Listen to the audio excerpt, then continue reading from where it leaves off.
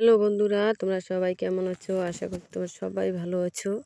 আর আমরাও কিন্তু ভালো আছি বন্ধুরা। তো এদিকে দেখো আমার ছেলে যে পিঠা পুড়ছে, মানে পিঠা পুড়ে গরুকে খাওয়াতে হয়, তো আমাদের এদিকে খাওয়ায় আর কি, তো সেই জন্য তো ওদিকে দেখো পিঠা পোড়া হয়ে গেছে। আমি এখন পিঠাগুলো বার করছি বন্ধুরা, তোমাদেরকে দেখাচ্ছি। দেখো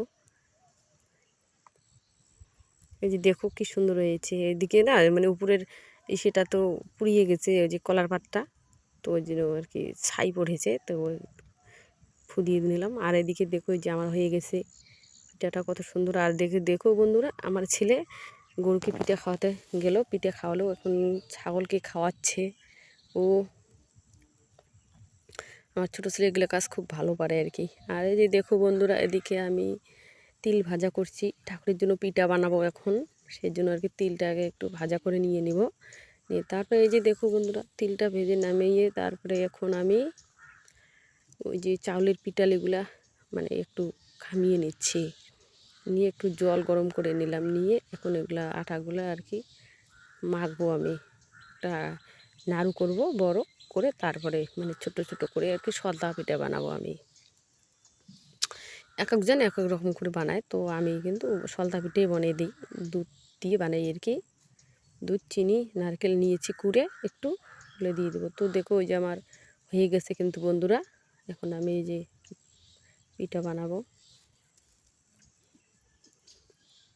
আর এই যে এগুলো পিঠা বানাতে না বন্ধুরা সময় লাগে, তবুও আর কি এগুলোই আমার ভালো লাগে, সেজন্য বানাই আর কি। সবগুলো তো পুজোতে দিতে লাগে না, অল্প মানে ঠাকুরকে দেয়, আর একটু আছে এগুলো মানে ছেলে খায় আর কি। এই যে দেখো বন্ধুরা, আমি বানালাম, পিঠা বানাচ্ছি। এই যে দেখো হয়ে গেছে, দেখো কত সুন্দর হয়েছে, দেখা যাচ্ছে না? আর এদিকে দেখো আমি এই যে এটা কড়ার মধ্যে দিয়ে দিয়েছি, দুধ গরম করেছি আগে করে, দিয়ে চিনি টিনি সব দিয়েছি, তো একটু নারকেল দিলাম, দিয়ে নাড়াচাড়া করে এখন নামিয়ে নেব বন্ধুরা। নিয়ে এই যে দেখো আমি এই যে বাটির মধ্যে হয়ে গেছে আমার সলতা পিঠা, দেখো। আর আমি এদিকে ঠাকুর পুজো সব রেডি করে নিয়েছি, এখন ঠাকুর পুজো দেবো। তো এই যে দেখো বন্ধুরা, এখন আমি ঠাকুর পুজো দিচ্ছি।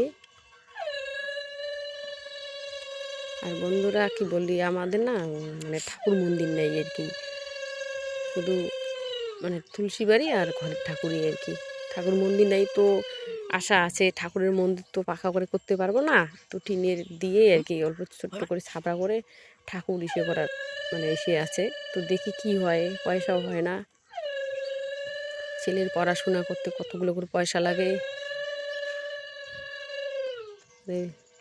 আশা তো অনেক থাকে, মানে করতে অনেক ইচ্ছে যায়, কিন্তু ইচ্ছে গেলেও পারি না, পয়সা বিনা কার। তো দেখো বন্ধুরা, আমার ঠাকুর পুজো হয়ে গেছে।